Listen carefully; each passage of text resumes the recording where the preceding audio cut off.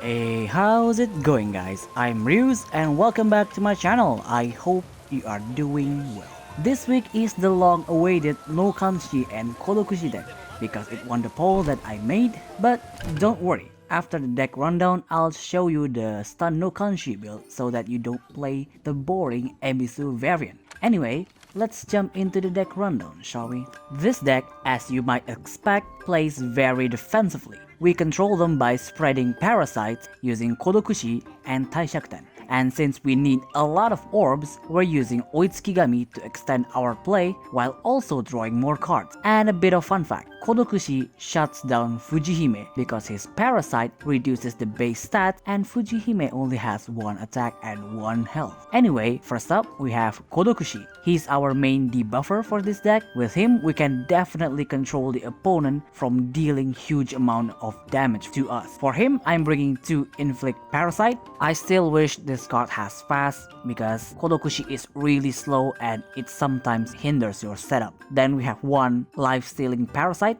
This one is completely up to you, but I find it very easy to use and much more reliable than Tengu D. Then we have 2 Proliferation. I would recommend waiting for Taishakuten to get his Holy Child before activating Kodokushi's card for maximum effect. But even without it, this is still a really good card. Then we have 2 Soul Eating Parasite. I'm bringing this because we want our health to be as high as possible before using Rubus Casket. And with this form, it is really easy to heal back to full health. Then we have 1 Poisonous Explosion. This is definitely a really good card to bring because if you manage to kill the Shikigami with Parasite, it will hop on to another one and potentially kill them too. Then we have Oitsukigami because we really need more orbs. The reason I'm bringing her instead of Awandon is because she has her trigger card that will basically skips your opponent's turn and make it easier for us to hit their face. For her, I'm bringing 2 Moonlit Tides. Not only you get extra orbs and twilight, you can also arrange your top deck with this. It's very important because we don't have that many draw cards, so we rely heavily on our top deck.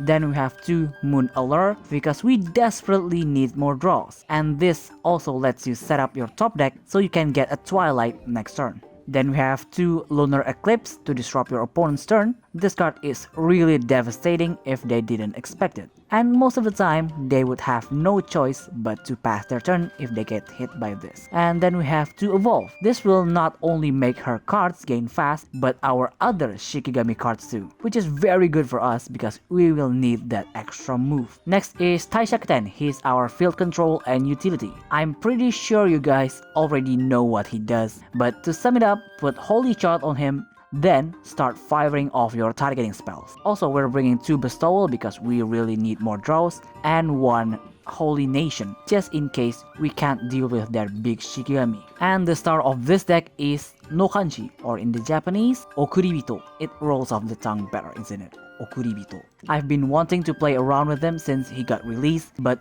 it's hard finding a build that is fun to use and not bore you to death. For Nokanshi's level 1 card, it is completely up to you, but I would suggest bringing at least 1 Enduring Sorrow to immediately attack with your 30 stats Oryuki. Then we have 1 Pink Madam. Most of the time the opponent will find a way to remove our Oryuki, so this will be really handy if you already summon your 30 stats Oryuki, or you already fuse her several times. Then we have 2 Evolve. This is a simple stats boost card for Oryuki, and I would suggest attacking first before activating this card, so you can get a free blocker instead of using your other Shikigami to block. Then we have 2 Burial Rites. The more you fusion, the more it will deal damage to your opponent. But realistically, you will deal 4 damage most of the time. Then we have 2 Rubus Casket. It summons a really big Oryuki. That's it. It's a really simple card, but really powerful. I would suggest not activating 2 of this in 1 turn unless you're really confident your opponent does not have anything to remove it from your field. And that's about it for the deck rundown. Before we move on with the replays, here's the stun variant I made. It plays very similarly to this one, but much more aggressive, and it has a backup win condition using Yuki Onna. Well then, let's move on with the replays. Our first match is up against the Ebisu variant of Nokanshi. They will reach level 3 faster than us, but if we can control their pace, we should be able to win this. If we can get Oitsukigami's draw card for our first turn, that would increase our chance winning. They get the first turn, they will just attack with Hitotsume and pass.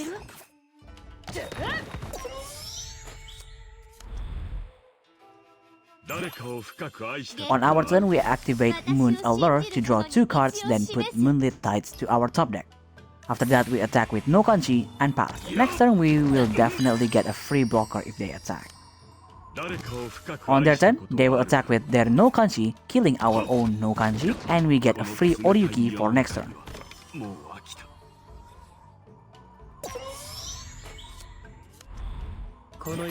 On our turn, we're just going to attack with Oryuki and pass. If my prediction is right, they will not attack because Oryuki is a free blocker for them. On their turn, I was right. They will just pass because they think they can take their time since they have a blocker.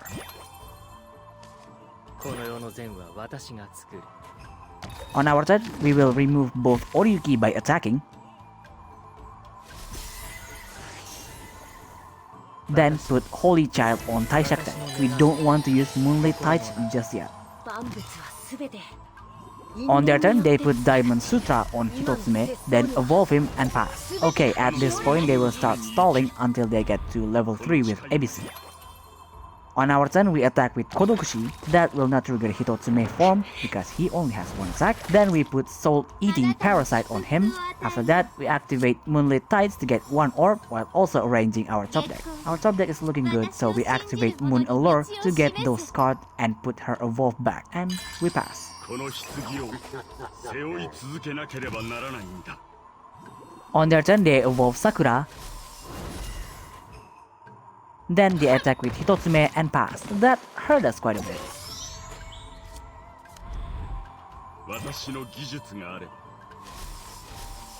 On our turn, we activate Life-Stealing Parasite to kill Hitotsume. That will also attach Parasite to Sakura. Then we evolve Nokanshi to get a blocker and pass.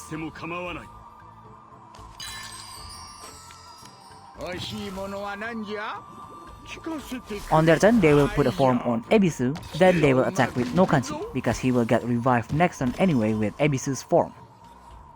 And they will pass.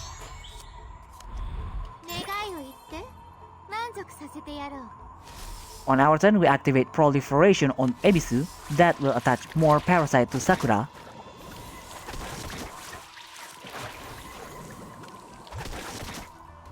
Then we evolve Oitsukigami and pass. With this, we can play 1 extra card as long as she has Twilight. On their turn, they revive Nokanshi and Hitotsume with Ebisu form. After that, they will evolve Hitotsume 1 more time and put another Diamond Sutra on him and pass. What a boring move. This is why I don't play that build. It's really boring. On our turn, we activate Enduring Sorrow to kill their Oryuki, then activate Robust Casket. Now, this can end very badly because they have Hitotsume, so never overcommit if they have Hitotsume. On their turn, they activate Flower Cloud Oath, killing our Kodokushi, then activate Blossom Snow, leaving us with Taishakuten. We should be able to make a decent comeback next turn.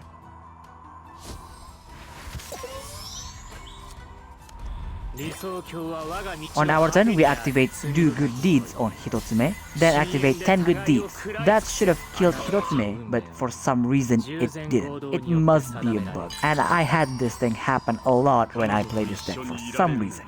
But alright then, we just have to deal with it. On their turn, they activate Soul Separation to kill our Oryuki and replace our huge wife with small wife. Then they activate Burial Rites to summon their own wife and kill our Taishakuten and pass. On our turn, we can't do anything, but we have a free blocker, so we should be fine for another 1 turn. On their turn, they put Sakura SSR form, then try to attack our Nokanshi, but they forgot she doesn't have any attack, so it will not increase the countdown. Then they put Free from Desires on Hitotsume and pass. That form will backfire on them. On our turn, we evolve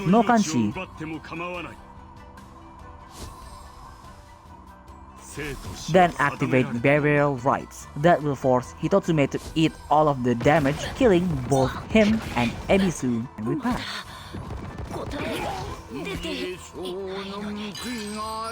On their turn, they realize they can't really do anything, so they will pass. On our turn, we activate Shelter from Storm to fuse Oryuki. Then we activate Bestowal on Sakura. We do Poisonous Explosion. Oh, this is going to be spicy. We pass because I forgot to attack before fusing. On their turn, they activate their last Blossom Snow. Aw, they delayed our Flex move. On our turn, we attack to kill their Oryuki, and to prevent shenanigans, we activate Do Good Deeds on Hitotsume and pass.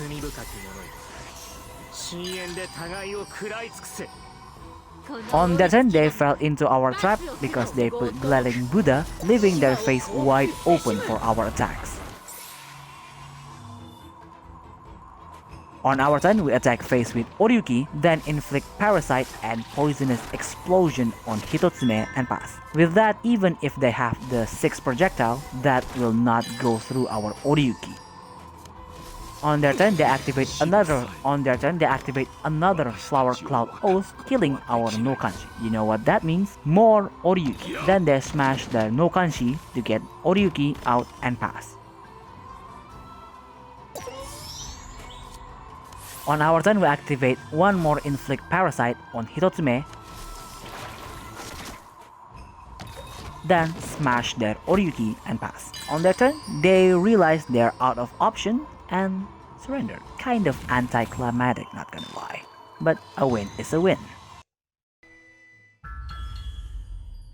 Our second match is up against Haku Genkuro. Okay, with Haku and Genkuro being on the same team, this is looking really bad for us. Setting up Oitsukigami on the first turn will be crucial for our plays later. We get the first turn, we activate Moon Alert to draw 2 cards, then put Moonlit Tides back to the top deck and pass. On their turn, they will just attack with Hitotsume and pass. On our turn, we activate Inflict Parasite on Hitotsume and Enmusubi. This will make it easier to wipe them later. On their turn, they will just attack with Haku and pass. They know they can take their sweet time because both of our deck plays really late game. On our turn, we're just going to smash Nokanshi to get Oryuki and pass.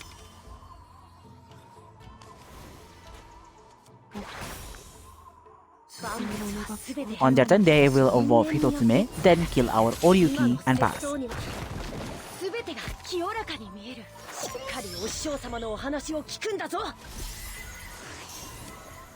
On our turn, we activate Ideal Nation that will nullify all damage from Hitotsume, so we attack him with Kodokushi and pass.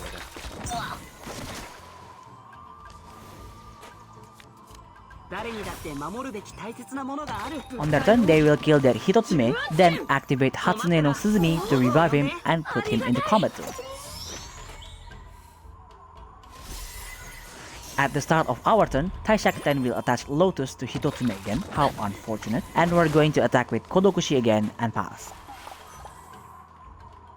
On their turn, they will attack again with Hitotsume and pass, surprisingly stubborn, aren't they?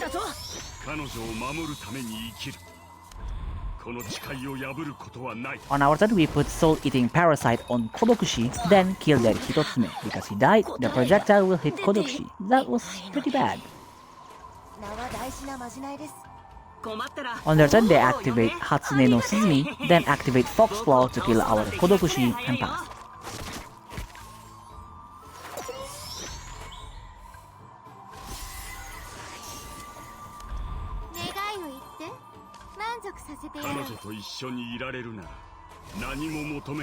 On our turn, we're just going to evolve Nokanshi twice to get a big blocker. Then activate Bestowal on Hitotsume because his damage is annoying, and we pass. On their turn, they activate Ferocity that will trigger Lunar Eclipse, emptying their orb. See that? That's why you don't overcommit when fighting against Haku and Hitotsume. On our turn, we attack with Nokanshi, then activate Moonlit Tides to get Twilight and arrange our top deck. We should be fine with that, so we pass. On their turn, they evolve Enmusubi, then they will get Lunar Eclipse once again, so they will pass.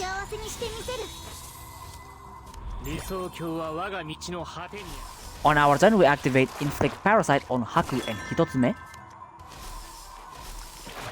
Then we activate our last Moonlit Tide. Ooh, we see Holy Child. That's going to be very helpful next turn. After that, we attack with Oitsukigami just to prove a point and pass. On their turn, they put a form on Enmusubi, then activate her spell to redraw 3 random cards. It seems they drew Genkuro SSR and they will pass. That was a very lucky move, but not lucky enough.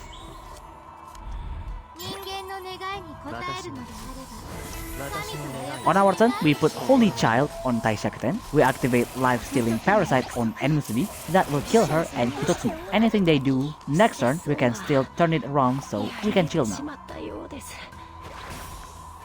On their turn, they put a form on Genkuro, then smash our field. That was a big oof, but still no big deal. On our turn, we activate 10 Good Deeds on Haku, that will kill him and Genkuro. After that, we activate Pink Madame to get back our 8 stats Oryuki. If you know what's in my hand, you know what will happen. On their turn, they will of course pass. On our turn, we activate Robust Casket to get a 31 stats wife. Then activate Enduring Sorrow, end them once and for all. Well, that's all for today's video. I certainly hope you enjoyed it. What do you think of the deck? I think it's a much better way to play Nokanshi if you're bored with Ebisu. But this deck honestly still struggles with super aggressive deck. So that's one problem that needs more research. Anyway, if you want to support the channel, I have Patreon and Ko-Fi links down below. And as usual, if you have any kind of feedback, leave it down in the comments. And see you next video. Bye!